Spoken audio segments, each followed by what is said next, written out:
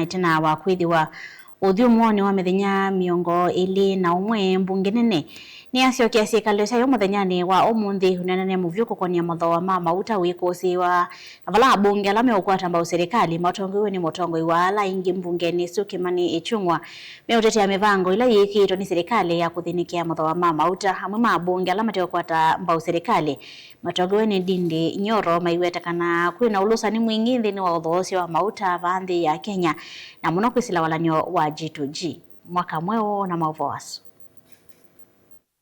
Ni kukusiiwa uneenania Muvyu Mbungeni nene na vala ayumbe masyokea Mbungeni ino Itina uthyumuo wa syumwa itatu. Mutongoi wala aingi Mbungeni ino Kimani Ichungwa itongwesya Mbunge na la meukwata mbau selikali kutetea mawalanio ma selikali ma kuthesya mathooa ma Mauta na vala waleana na mawendekethio ma muyumbe wa Kiadu ndindi nyoro ma kuvetanga koti wa VAT kwa uthosya wa Mauta. Because if you do not have money on VAT for school capitation, that will mean parents will have to pay for school fees, higher school fees.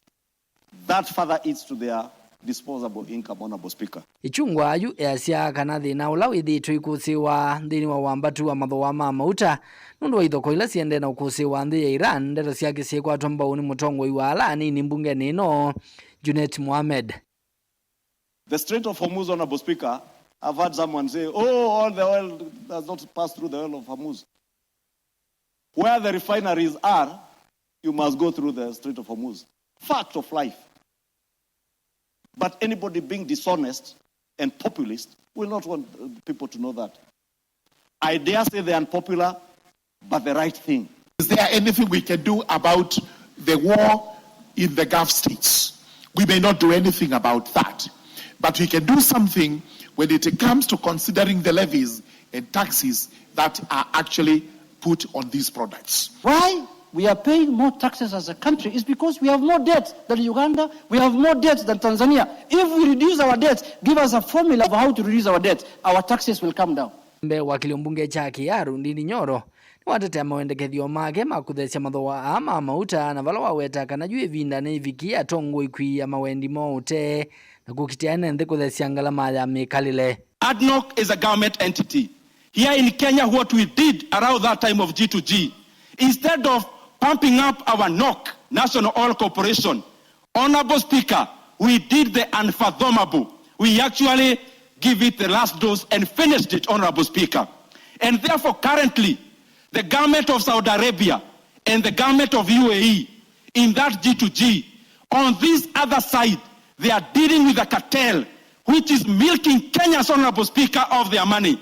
That there are people currently smiling out of profits when the Kenyan people, Honorable Speaker, are having paid in the Honorable Speaker, that the big offices that are currently enjoying huge budgets, Honorable Speaker, political budgets, it is now time, Honorable Speaker, we scale down on those expenditures for the sake of Kenyans, because we may tell Kenyans to tighten the belts, but Kenyans have no more belts to tighten, Honorable Speaker.